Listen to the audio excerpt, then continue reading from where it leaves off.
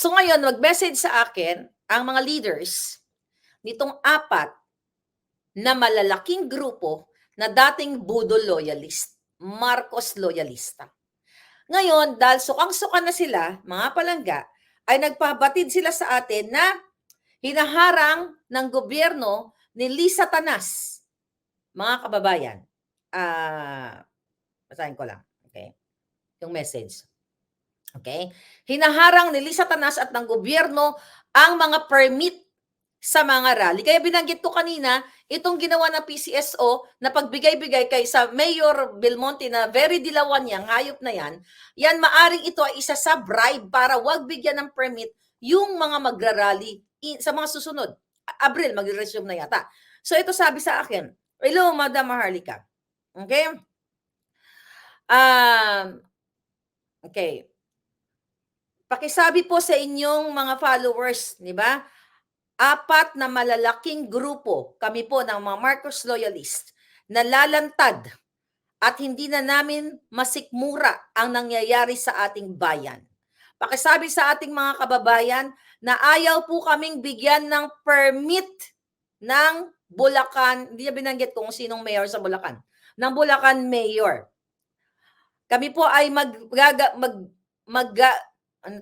maggagawa, okay? Magagawa o kilos ng malalaking rally. At pag hindi po kami pinayagan ng bigyan ng permit, ay dadali namin ito sa Human Rights Commission. At para makita din ito ng United Nations dahil binubusalan po kami ng administrasyong ito. Kami po ay malalaking grupo na mga dating Marcos loyalist. Ipaglaban po namin ang freedom of speech, freedom of expression, and our rights to assembly. Kaya sabi niya, paki-expose po ito sa inyong blog. Kami po ay lalabas na. Kaso ayaw po kami bigyan ng permit. Dati naman, nung kami, Dati naman po, nung lumalaban kami, kasama namin si Coting sa electoral protest, dyan sa Comelec, hindi po kaming pinipigilan ng Duterte administration. Nandyan po kami, araw-araw nasa kalsada, pero walang nanggigipit sa amin at walang humaharang sa amin. Kaya pakisabi po sa inyong mga viewers. See? Di ba sinabi ko na yung nakaraan sa inyo? So ganitong hayop na to. Okay? Ganito kahayop ang gobyernong ito. So, actually may nakausap, short message lang, short voice ko lang nag-usap kami, na kapag hindi daw sila pinayagan ay dadali nila sa whatever sa kalsada, kahit bawal, kahit ayaw sila bigyan, ay mananawagan sila at lalabas ang taong bayan. Nakita nyo na alarma mga p***ng to. Di ba? Yung maisog, ayaw din sila bigyan ng permit. So ginigipit. Anong ibig sabihin yan? Suppression of freedom to speak up, freedom to assembly, freedom para sabihin niyo sa taong bayan ang pagiging sukang-suka nyo sa gobyernong ito. Ganyan po ngayon. Takot na takot ang mga bangag, sabi ni Desiree Daylan.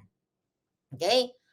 Sabi ni Selma, the problem Filipinos is to forget our history. Overseer na niluklok si Adi Kuting at mega buhayang Lisa Dam. Ayun na nga palangga, nagkamali tayo and I hope this is gonna be our last na pagkakamali na no more Marcos Romualdez Araneta. Thank you mga palangga. Grabe, martial law na talaga ginawa sa atin, sabi ni Filomena Villanueva. Yes, martial law talaga. Ayaw sila bigyan ng permit. Dun sa mga dating loyalista, kayo po, alam ko malalaki kayo, huwag kayo matakot. Sumabay kayo sa maisog para maganda, makipag-coordinate kayo sa mga leaders para maging peaceful tayong lahat. Hindi magwawagi itong mga hayop na to. They're not gonna win. Diba? Kahit anong pigil nila, even yung mga inuutusan nila kasabwat ni Lisa, ni Marcos Jr. na huwag kayo bigyan ng permit, later on, mag-withdraw of support yan. Believe me. Darating ang panahon na yung mga yan na maaring takot o nakikinabang sila, ma-realize nila sa buhay nila, baka sa pagtulog nila, maisip nila na mali na ang ginagawa nila. So let's look forward na hipuin sila ng Diyos kahit papaano, kahit demonyo sila, hipuin sila ng Diyos na bigyan kayo ng permit dahil karapatan ninyo ang magsalita. Kalapatan ninyo na mag-assemble dahil sukang-suka na kayo sa hinayupak na pulboronic government na ito. pinipigil. Di ba? Yung sa Diwasang Bonifacio, hindi naman kailangan ng permit. Kaya nga,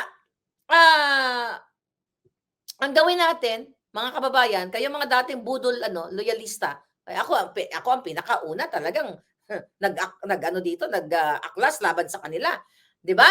So, makipag-coordinate kayo doon para maging synchronize yung inyong plano at hindi sabog. Okay? Dahil ang plano ni Lisa Tanas ay patahimikin kayong lahat. Look at the mainstream media again.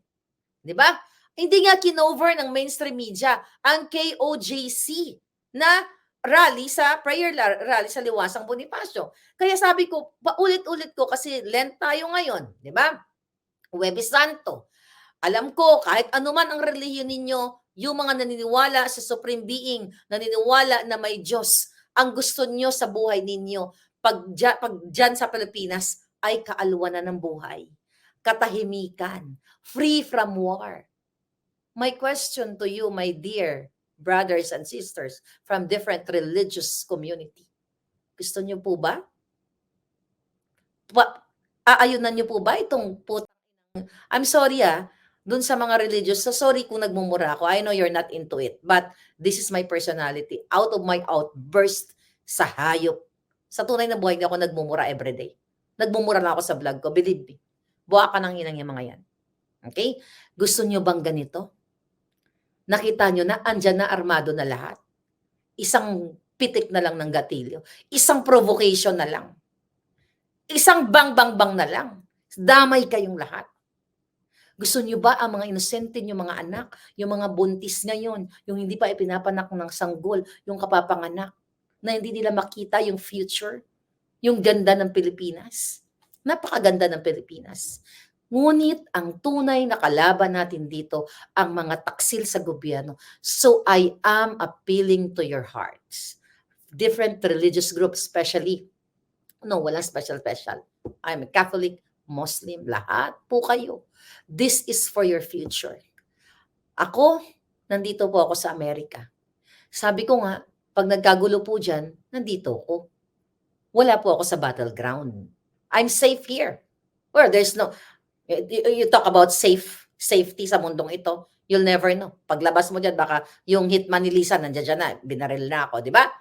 But again, para sa kinabukasan ng inyong mga anak, ano man po ang religious practice ninyo, bulag po ba kayo?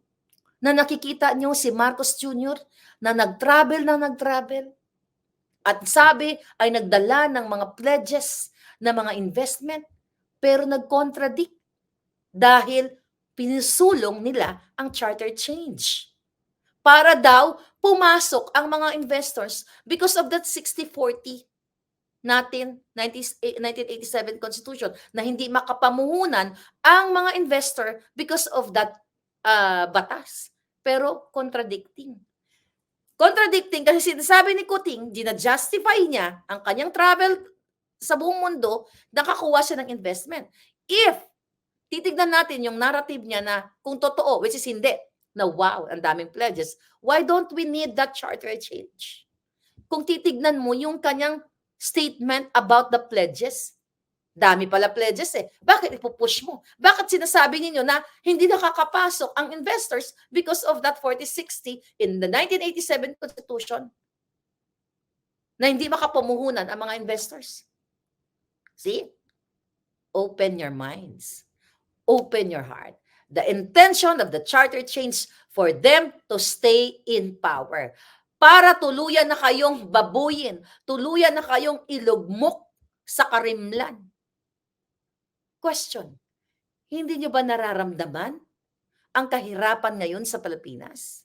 Hindi nyo ba po nakikita na nagpa-party sila halos every night sa Malacanang?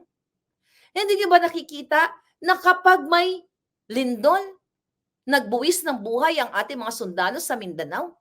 Si Marcos Jr. ay nagpa-flukul-flukulan, nagsakit-sakitan, nagkubid-kubidan. December. Pag tinamad po sila magtrabaho dahil bangag sila, maglalabas lang sila ng memorandum of agreement na sila ay may sakit. Pero behind the scene, nagpa-party sila sa loob ng Malacanang, bangag sila.